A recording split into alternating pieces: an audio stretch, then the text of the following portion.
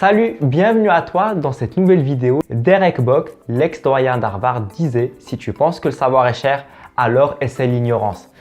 Maintenant que ça c'est dit, on peut commencer. Donc dans cette vidéo, on va corriger l'exercice numéro 2 du sujet spécimen numéro 1 qui a été fourni par l'Éducation nationale pour que tu puisses t'entraîner à tes épreuves du bac E3C. Donc dans cet exercice-là, ça va être un problème de probabilité. Donc sans plus attendre, on lit l'énoncé. On te dit, une urne contient 6 jetons rouges dont un est marqué gagnant et 4 jetons verts dont 3 d'entre eux sont marqués gagnants. On tire au hasard un jeton de l'urne et on note les événements. Grand R, le jeton tiré est rouge. Grand V, le jeton tiré est vert. Et grand G, le jeton tiré est gagnant. Un exo de proba, comme j'ai l'habitude de dire, c'est un mélange d'un exercice de maths combiné à de la compréhension de français. Tu as bien vu dans l'énoncé que je viens de lire, il n'est pas très long, il n'y a pas beaucoup d'informations. Par contre, il n'y a que des phrases, il n'y a aucune donnée numérique. Et ici, tout le challenge, c'est de convertir ces phrases en données mathématiques. Et c'est pour ça que je dis que c'est aussi à la fois un exercice de français. La bonne nouvelle, c'est qu'avec les exercices de proba, il y a rarement des surprises. Ces exos sont toujours structurés de la même manière avec principalement les mêmes questions qui reviennent. Donc si tu fais 2 ou 3 exos type bac de proba, tu verras que c'est toujours la même chose. Toujours dans l'énoncé, tu vas avoir la description d'une situation ou d'un événement dont le résultat final va dépendre de plusieurs scénarios. Et tout l'enjeu, c'est de pouvoir déterminer la probabilité de tomber sur tel ou tel scénario. Et une des meilleures manières possibles de décrire toute la situation globale sans oublier aucun scénario, c'est de représenter tout ça sous forme d'arbre de probabilité. Et l'enjeu et l'objectif, c'est-à-dire de tous les exercices de proba, c'est de pouvoir lire, compléter et interpréter cet arbre de probabilité. Pour la première question, comme on s'y attendait, on te demande de modéliser la situation à l'aide d'un arbre de probabilité. Donc dans cette question, en fait, on te demande d'être capable de traduire les données de l'énoncé sous forme d'arbre de probabilité. Et je vais même aller un peu plus loin. Avant de lire la suite des questions, on va remplir les branches de l'arbre en entier. Et tu vas te rendre compte que la majorité des questions de l'exo vont tourner autour de savoir compléter au maximum les branches de cet arbre. Et tu sais très bien que je vais pas te laisser en galère et que je vais te montrer étape par étape ce qu'il faut faire. Comme ça, quand tu auras un exercice de proba au bac, il n'y aura plus de secret pour toi. Donc pour la construction de l'arbre, l'événement grand R correspond au jeton rouge. Et l'événement grand V correspond au jeton vert et l'événement grand G au jeton gagnant. Et si on veut, on peut même rajouter de notre part l'événement grand P pour décrire les jetons perdants. Ça va nous faciliter pour la suite de la résolution de l'exercice. Donc je te rappelle que dans l'énoncé, on te dit que l'urne contient 6 jetons rouges dont 1 est gagnant, 4 jetons verts dont 3 sont gagnants. Et ça se traduit par le petit schéma que je viens de dessiner. Donc l'idéal, c'est de décrire cette situation sous forme d'arbre. Et donc la première étape, je construis la structure de l'arbre. Et là, on comprend qu'il y a 2 catégories d'événements différents. Les événements liés à la couleur R ou V, donc rouge ou vert, et les événements liés au gain, c'est-à-dire soit gagnant, soit perdant. Quand je lis l'énoncé, la manière dont il est rédigé, ça me donne envie de construire mon arbre avec les branches du premier étage qui correspondent à la couleur, c'est-à-dire R et V. Et les branches du deuxième étage correspondant aux jetons gagnants et perdants. Et si pour toi, c'est pas si intuitif de savoir quelle catégorie d'événements tu mets au premier étage et laquelle tu mets au second étage de l'arbre, eh bien en fait, ma petite astuce, c'est que je regarde dans l'énoncé quel est l'événement dont tu peux déterminer le plus facilement la probabilité. Et ici, pour moi, c'est l'événement lié à la couleur. On te dit, tu as 6 jetons rouges et 4 verts. Automatiquement, tu as 10 jetons au total. Et c'est easy de calculer la probabilité de chaque couleur. Donc la probabilité de tomber sur un jeton rouge, elle est de 6 sur 10. Et la probabilité de tomber sur un jeton vert, elle est de 4 sur 10. Et c'est donc l'événement couleur que tu mets au premier étage. Par contre, pour les événements liés au gain, c'est-à-dire gagnant ou perdant, en fait, on voit que c'est un peu moins direct pour savoir combien de jetons sont gagnants ou perdants. Il faut d'abord que tu regardes au sein de chaque couleur combien tu as de jetons gagnants ou perdants. Et ça te fait une petite étape en plus. Au final, pour te résumer, que tu décides de commencer par les événements couleur, ensuite gain, ou que tu fasses le contraire, gain, ensuite couleur, ton arbre ne sera pas faux et tu pourras répondre à toutes les questions. Juste en fait, dans un sens, ton arbre sera plus facile à compléter que dans l'autre. C'est pour ça que moi, au premier étage, je mets l'événement qui me paraît le plus intuitif et je te conseille de faire pareil.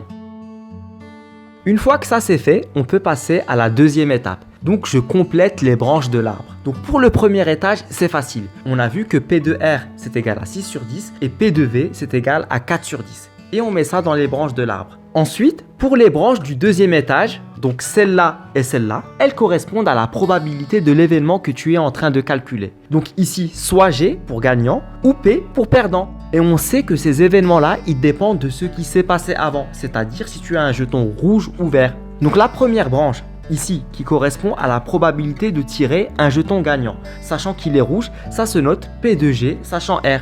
Et comme on nous dit dans l'énoncé qu'un seul jeton est gagnant parmi les 6 rouges, donc P de G, sachant R, c'est égal à 1 divisé par 6. Et en fait, même raisonnement pour la deuxième branche. C'est la probabilité de tirer un jeton perdant sachant qu'il est rouge et ça se note P de P sachant R. Comme il reste 5 jetons perdants parmi les 6, donc P de P sachant R, c'est égal à 5 sur 6. Et de la même manière, tu vas pouvoir calculer P de G sachant V, qui est égal à 3 quarts, car tu as 3 jetons gagnants parmi les 4 verts. Et aussi, on va pouvoir calculer P de P sachant V, qui est égal à 1 quart, car il te reste un seul jeton perdant parmi les 4 verts. Et comme ça, les deux étages de l'arbre sont complétés. Maintenant, on veut savoir la probabilité au bout de chaque chemin à la fin de l'arbre. Par exemple, ce chemin-là, tout en haut, au bout de l'arbre, qui est la probabilité de tirer au hasard un jeton qui est à la fois rouge et gagnant. Et en fait, ça se note P de R inter G. Donc pour illustrer, tu as ce schéma que tu as dû voir au moins une fois dans ta vie. Et ça correspond à l'intersection entre le cercle jeton rouge et le cercle gagnant. Et donc P de R inter G, c'est le produit de la première branche de l'arbre de l'étage numéro 1, qui est P de R, et de la première branche de l'arbre de l'étage numéro 2, qui est P de G sachant R. Et donc au final, P de R inter G, c'est égal à P de R fois P de G sachant R, et ça c'est égal à 6 dixièmes fois 1 sixième, et donc c'est égal à 0,1. Et tu vois cette formule P de R inter G, qui est égale à P de R fois P de G sachant R. À la base, c'est une formule qu'il faut que tu connaisses par cœur dans ton cours. Et moi, je me souviens, quand j'étais à ta place, j'arrivais pas à la retenir. Je savais pas c'était où qu'il fallait mettre le R, le G, j'étais toujours perdu. Et donc, pour pas que tu sois en galère comme moi, je vais te faire bénéficier du phénomène aérodynamique. Tu sais, c'est comme quand tu as une course cycliste, que tu as un cycliste qui est devant et qui prend tout le vent et que tous les autres sont cachés derrière et qui bénéficient de l'aspiration. Ben à un moment, comme ils ne vont pas prendre de vent, et ben à un moment ou à un autre, ils vont le dépasser. Et ben là, c'est pareil. J'ai déjà pris tout le vent et je te donne une astuce pour pas que tu aies à apprendre par cœur. Maintenant que tu sais d'où cette formule elle sort et comment la retrouver grâce à l'arbre, plus besoin de l'apprendre par cœur et tu libères de l'espace dans ton disque dur. Et donc, bien évidemment, de la même manière maintenant, on va pouvoir calculer les probabilités au bout des 3 dernières branches de l'arbre, c'est-à-dire P de R inter P, P de V inter G et P de V inter P. Donc pour P de R inter P, c'est égal à P de R fois P de P sachant R. Et ça, c'est égal à 6 sur 10 fois 5 sur 6, et donc c'est égal à 0,5. On peut maintenant passer à P de V inter G. Ça, c'est égal à P de V fois P de G sachant V. Et ça, c'est égal à 4 sur 10 fois 3 quarts, qui est égal à 0,3. Et pour la dernière, P de V inter P, c'est égal à P de V fois P de P sachant V. Et ça, c'est égal à 4 sur 10 fois 1 quart, qui est égal à 0,1. Et si tu as fait attention, ben la somme de toutes les valeurs du deuxième étage, ici, ça vaut 1. Et ça, c'est pratique. C'est un indicateur qui va te permettre de vérifier si tu as juste ou pas. Si c'est pas égal à 1, ben c'est pas normal. Et c'est une indication qui te montre que tu as dû faire une erreur à un moment ou à un autre. Donc maintenant, avec tout ça, on va remplir toutes les données possibles de cet arbre. Et en remplissant toutes les données possibles de l'arbre, on a déjà répondu à plusieurs questions du sujet. D'ailleurs, pour la question 1, on te demande de modéliser la situation à l'aide d'un arbre de probabilité. Ça, maintenant, c'est fait. Passons à la question 2. Donc pour la question 2, on te demande de calculer la probabilité de l'événement. Le jeton tiré est un jeton vert et marqué gagnant.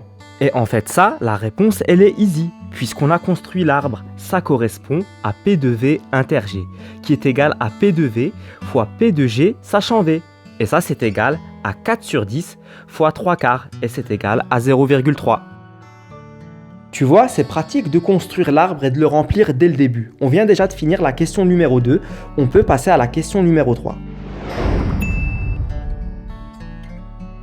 Pour la question numéro 3, on te dit soit P de G la probabilité de tirer un jeton gagnant. Montrer que P de G c'est égal à 2 divisé par 5. Et donc pour répondre à cette question, pour trouver P de G, en gros, on te demande de calculer la probabilité d'avoir un jeton gagnant et ça correspond à tous les chemins qui finissent par G. Donc tu as ce chemin-là et ce chemin-là. Et au final, la probabilité d'avoir un jeton gagnant, c'est donc P de G, c'est égal à P de R inter G qu'on a calculé tout à l'heure, plus P de V inter G qu'on a aussi calculé tout à l'heure. Et ça, c'est égal à 0,1 plus 0,3, c'est donc égal à 0,4 qui est égal à 2 divisé par 5. Et on retombe sur nos pattes. Donc en résumé, s'il y a 3 choses à retenir de ce qu'on vient de faire pour l'instant. La première, c'est que quand tu construis ton arbre de probabilité, il faut que tu puisses savoir à quoi correspond chaque branche de l'arbre. La deuxième, c'est l'astuce qu'on a montrée. Si tu veux connaître la probabilité au bout de chaque chemin de l'arbre de probabilité, donc par exemple dans notre cas, ton P de R inter G, c'est le produit de chaque branche de l'arbre, c'est-à-dire P de R fois P de G sachant R. Et donc, tu n'as plus besoin de l'apprendre par cœur cette formule. Et la troisième, c'est qu'au bout de chaque étage de l'arbre, la somme des valeurs, elle est égale à 1. Maintenant, on peut passer à la question 4. Donc, on te dit dans cette question, sachant que le jeton tiré est gagnant, calculer la probabilité qu'il soit de couleur rouge. Là, en gros, si on traduit cette phrase en langage mathématique, on te demande de calculer P de R sachant G. Si tu regardes l'arbre de probabilité que tu as construit, tu trouveras cette expression sur aucune des branches. Et quand c'est comme ça, ce qu'il faut faire, c'est ce qu'on appelle l'arbre inverse. En fait, l'arbre inversé au premier que tu as fait. C'est-à-dire mettre au premier étage les événements liés au gain, c'est-à-dire gagnant ou perdant, et au deuxième étage, les événements liés à la couleur, rouge et vert. Donc on va construire le nouvel arbre de la même manière qu'on a construit le précédent. Avant de le remplir avec des résultats numériques, je te conseille de toujours écrire ce que chaque branche de l'arbre représente, comme ce qu'on a fait tout à l'heure pour le premier arbre. Au brouillon, tu mets à quoi correspond chaque branche de l'arbre. Et grâce aux réponses des questions précédentes de l'énoncé, ça va être plus simple de le remplir. Dans la question 3, on te dit que P de G, c'est égal à 0,4. Donc forcément, P de P, c'est égal à 1 moins P de G. Donc c'est égal à 1 moins 0,4, c'est égal à 0,6. Et donc on complète déjà le premier étage de l'arbre. Également, on peut compléter la fin de tous les chemins de l'arbre. Celui-là, celui-là et les deux chemins du bas. Et tout ça grâce à l'arbre précédent. Car P de G inter R, c'est pareil que P de R inter G. Et ça, c'est égal à 0,1. Et donc pour les intersections, quel que soit le sens, on voit que ça ne change rien. Et on voit bien sur le schéma que l'intersection est toujours la même. Et donc pareil, P de G inter V, c'est égal à P de V inter G, et c'est égal à 0,3. Et P de P inter R, c'est égal à P de R inter P, c'est égal à 0,5. Et pour finir, P de P inter V, c'est égal à P de V inter P, et c'est égal à 0,1. Donc nous, dans cette question, on veut connaître P de R sachant G, c'est-à-dire la valeur de cette branche-là qui appartient à ce chemin-là de l'arbre. On sait que P de G inter R, c'est la probabilité de la branche du premier étage fois la probabilité de la branche du second étage. Et ça s'écrit P de G inter R, c'est égal à P de G fois P de R sachant G. Et donc, à partir de cette relation, c'est facile. Si tu divises P de G à gauche et à droite de l'égalité, on peut écrire P de R sachant G, c'est égal à P de G inter R divisé par P de G. Et ça, c'est égal à 0,1 divisé par 0,4 et c'est égal à 0,25. Maintenant, on peut passer à la dernière question qui est la question 5. On te dit, on tire maintenant toujours au hasard et simultanément 2 jetons dans l'urne. Calculez la probabilité que les 2 jetons soient marqués gagnants. Expliquez votre démarche. Donc si tu vois à l'examen que tu es un peu à la bourre, surtout ne passe pas trop de temps dessus si tu n'as pas rapidement une idée. Ça vaut pas le coup pour 0,5 points ou pour 1 point. Par contre, ça ne veut pas dire que tu ne trouveras pas. Je suis sûr que si on te laisse plus de temps, tu pourras établir une stratégie qui pourra te mener à une solution. Mais tu sais, à l'examen, l'heure tourne. Donc ce que je te conseille, s'il te reste du temps à la fin de l'examen, de revenir dessus. Mais nous, ça ne va pas nous empêcher de pouvoir résoudre cette question. Si je reprends la question, quand tu la lis, on te dit que tu fais un tirage simultané de 2 jetons dans l'urne et tu veux qu'ils soient gagnants. Donc le mot qui est important ici, c'est simultané. Une des différences entre tirage simultané et tirage successif, c'est que le tirage simultané, tu vas prendre 2 jetons en même temps. Il n'y a pas de notion d'ordre comme dans un tirage successif. Donc pour comprendre, on va illustrer avec un exemple. Quand tu as un tirage successif sans remise et que tu veux tirer un jeton gagnant, la probabilité de tirer un jeton gagnant, c'est 4 sur 10, comme il y a 4 jetons gagnants sur les 10 jetons. Ensuite, pour tirer le second jeton gagnant, la probabilité, c'est 3 sur 9, puisqu'on a déjà retiré un jeton. Donc P successif, c'est égal à 4 sur 10 fois 3 sur 9. Et ça, c'est égal à 4 sur 30. Et ça, en fait, c'est pas du tout pareil que si tu as tiré 2 jetons gagnants simultanément, où ta probabilité de tirer directement 2 jetons gagnants va être ton nombre de cas favorables divisé par ton nombre de cas possibles, c'est-à-dire le rapport du nombre de doublés gagnants possibles sur le nombre de doublés total que tu peux avoir. Donc P simultané, ça va être égal au nombre de doublés gagnants possibles divisé par le nombre de doublés total. Pour déterminer le nombre de doublés gagnants possibles, en fait, on a un petit schéma avec notre urne avec les 10 jetons, donc les 4 gagnants et les 6 perdants. Et en fait, il n'y a que 6 combinaisons gagnantes possibles, celles qu'on représente ici sur le schéma. Bien sûr, on va expliquer comment on a trouvé ça. Donc le premier jeton gagnant, rouge, qu'on va appeler RG1, on peut le tirer simultanément avec les 3 autres jetons verts gagnants restants, c'est-à-dire VG1, VG2 et VG3. Et donc maintenant pour le deuxième jeton gagnant, qui est cette fois vert, puisqu'on n'avait qu'un seul jeton gagnant rouge, donc ce deuxième jeton, on va l'appeler VG1. Tu peux le tirer simultanément avec les 2 autres jetons verts gagnants, qu'on va appeler VG2 et VG3. Et bien évidemment, on ne va pas compter une deuxième fois le doublé RG1, VG1. Ça n'a aucun sens car on l'a déjà fait avant. On passe au troisième jeton, le jeton gagnant VG2. Tu peux le tirer simultanément avec le jeton restant VG3. Et là, tous les doublés gagnants possibles ont été listés. Et en fait, de la même manière, on va pouvoir calculer le nombre total de doublés possibles.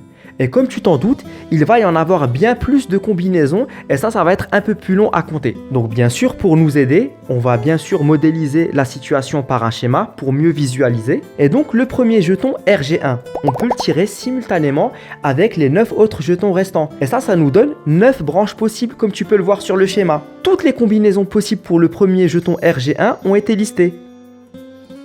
Et pour le deuxième jeton, par exemple, si on prend le jeton rouge perdant, qu'on va noter RP1, on peut le tirer simultanément avec les 8 autres jetons restants. Une fois que toutes les combinaisons possibles avec ce jeton ont été trouvées, on le retire de l'urne.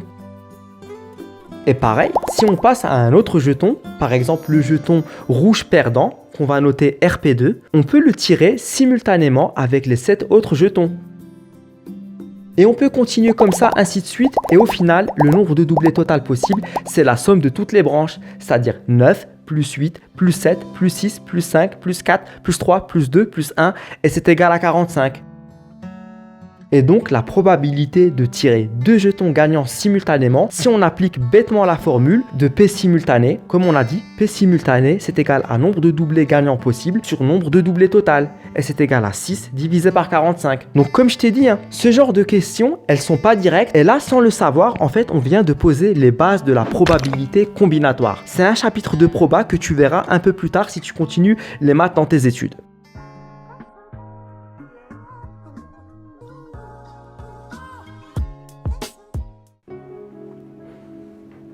Voilà, c'est fini pour cet exercice et on a même résolu la question de l'excellence. D'ailleurs, l'excellence porte une signature. On la reconnaît directement quand on la voit. C'est comme quand tu as une Harley Davidson, on la reconnaît directement à son bruit. Pareil pour un iPhone, grâce à sa sonnerie. Et bien toi, pendant ton examen, grâce à toutes les formules, toutes les astuces et toutes les techniques que tu es en train d'apprendre durant cette formation, le prof il va tout de suite comprendre que tu as tout pigé, rien qu'à la façon dont tu résous l'exercice. Et tu vas être efficient et le prof il va tout de suite comprendre que tu es excellent. Et à propos des calculs de probabilité, on utilise ça beaucoup pour les jeux d'argent. D'ailleurs, il faut que tu saches que tu as 76 fois plus de chances de te faire frapper par la foudre que de gagner au loto.